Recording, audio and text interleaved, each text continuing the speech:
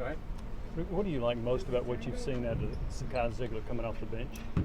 Just him being who he really is, and the way he can impact the game in so many different ways, and just the fact that so much what he did a year ago, the speed of the game changes, and he is, every game he's done it now, it's been a difference in terms of the tempo once he comes into the game.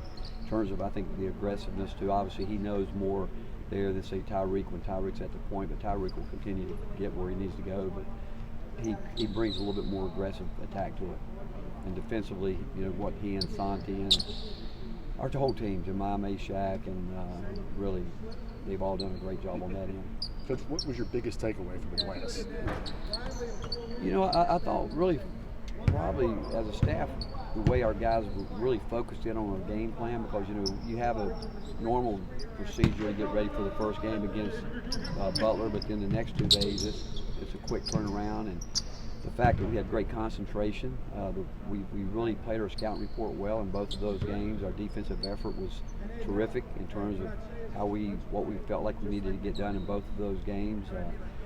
Offensively, I think that, again, I don't think we've hit our stride yet in terms of getting our feet under us totally, but you know, playing against, you know, a very physical team in Butler, then zone for really 38 minutes, and then coming back against Kansas, who they were good. They had a lot to do with those turnovers, but just the fact that our guys they're really bought into each other, and they know what their roles are and what they need to do to help us to be successful. Rick, is there anything new on Josiah? No, same thing. You know, it's really up to him. You know, we want him to be 100% healthy when he's ready to play, and he did do a little bit yesterday, but only he knows where he really is, and I think mentally he's got to feel good about it when he's ready to go. Was it up to him before those games? Yeah. We're leaving it up to him to. Again, we want him to. It's been made clear to him. We want him to feel comfortable, and certainly we're never going to ask anybody not to play when they don't feel that way. But we just want him to feel good about it himself, and as much as he's put into the program, he'll know when it's ready. What does it say about your team that you won that tournament without James? Well, I think depth. I think that, you know, we go back a year ago. You know, we had a terrific ending to our regular season last year, and winning the SEC championship and in the postseason tournament without Olivier. It gave it another chance, someone else to step up.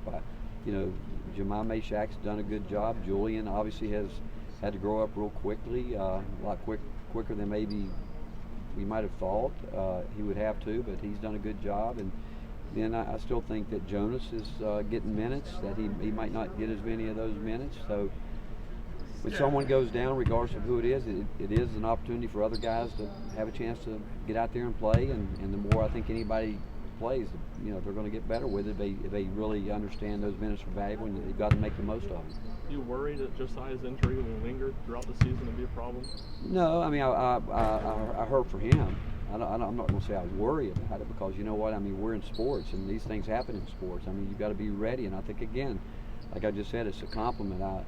We all hurt for him because we know what he's meant to this program and what he does still mean to this program, and you don't want to see anybody being in this situation. But the fact is, we're concerned that he, you know, can't do what we know that he wants to do. But that's sports, and but he's got time, and he'll keep doing what he needs to do to, I'm sure, to get himself where he feels like he can help us. And I don't think he would play if he didn't think he could help us.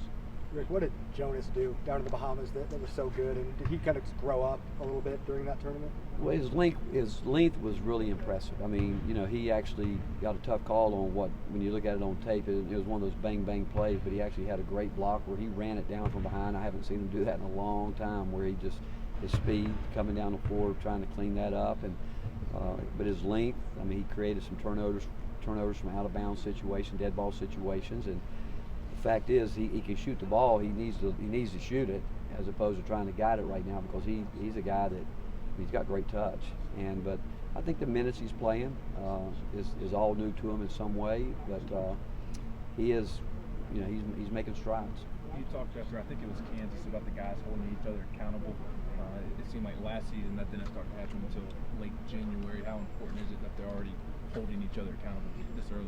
Well, you'd like for it to be this early after what we went through a year ago, and they know it. You know, we talked about it, and the fact is that with the number of guys we have back, you'd like to see it happen and expect it to happen. But they understand and they want to be good, and obviously we've shown that we've got a real competitive spirit with this group of guys, and I think they know too it's never going to be easy. I don't care who we play, and they know that they've got to be ready, but the fact that they are holding each other accountable and holding each other at a very high standard is what you want from a coaching staff. You talked a lot about defense, especially in the Bahamas. How do you look to your defense to set the tone in these games early? Well, it's there, and we got to have it. We've talked about even on nights when we might not be scoring the ball the way we would like to. We've got to find a way to create some offense and make it tough on people to score. And we feel that if we can do that and rebound the ball on both ends, and we'll find a way to generate enough points, we hope. But with that said, we've still got areas that we can get better defensively. And we talked a lot about trying to win those one-on-one individual battles that you're in throughout the game. We've got guys that do try to make some really good fix-it plays for us, but our on-ball defense for the most part in the tournament was really good, where we were able to control the ball and cushion the ball and contest and contain and contest, and that's where we can continue to get better, because if you're not shooting the ball well, if your opponent's not shooting the ball well, they're just going to try to get downhill on you, and we did a pretty good job against a team that does that about as well as anyone in Kansas. Talked a lot about in games where you guys shoot a lot of threes, you guys have to attack the glass and get a lot of offensive rebounds. Was what y'all did in that respect against Kansas kind of the formula? Well, inside out is what we want to do. I mean, and whether it's throwing it into the post or playing with dribble penetration, again, us getting downhill with it, there's a balance, and I think we still need more production out of our post guys inside. I do think that we've got to continue to improve there. Our perimeter guys are being defended extremely hard. There are people like Southern Cal pushed way out there. They were willing to give us what we wanted inside the lane there. They were just determined, again, not to let us get wide open threes. And then you go back to Kansas. They played out the scout report the way that we will be played most of the time, and guarding certain guys, maybe cushioning other guys. So as our guys continue to learn that, and we'll watch tape and show them the adjustments that have to be made when those type situations occur. But the fact is, we like to have great balance both inside and out. What about turnovers? I know that was a concern over the weekend. How do you limit those moving forward? Well, again, you got to give some of those turnovers, you got to credit your opponent, because they do create some of those and early. But we were the speed, the game, the physicality. We were most of those turnovers occur when you turn down shots. If you take the first good shot you get, but when you maybe don't feel as confident as you need to be, and you think, well, I got to maybe try to get it close or try to do something else. And they're hearing us say, hey, we need to get to the foul line, and there's a fine line there. But most of the turnovers, they're happening because we're not really ball quick, whether it's interior passing, whether it's ill-advised passing. And again, some of it, our opponent has something to do with some of it. Did you like the way you attacked the zone defense in Southern Cal? Yeah, I mean, we knew what they were doing. I mean, we've played against that defense forever. I mean, it's not. We actually run that zone a year ago when we had one, and so we know where the holes are. But it still gets down. You got to make shots. It's funny when you talk to people and you'll hear them say, "Hey, when they're shooting the ball, they can beat anybody." You can say that about probably 150 teams. Yeah, I mean, when you're shooting it, makes it all easier, but it's nice when you're not shooting it.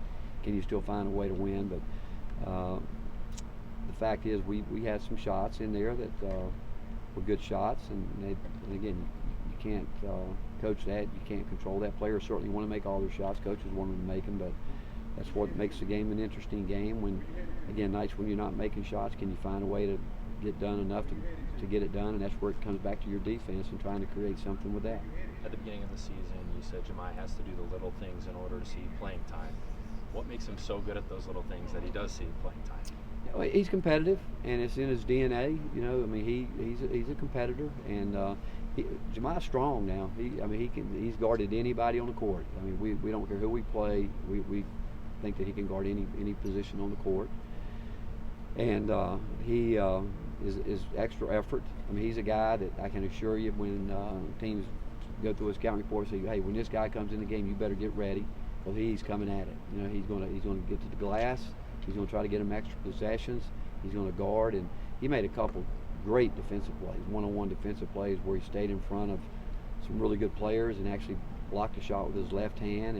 And it's fun because he's just scratched the surface to what he can be as a player. But the fact is, right now, he knows what we need him to do, and he knows what he's good at, and he's playing to it. What do you know about McNeese State? You know, they've been playing a lot of 1-1-3 zone back.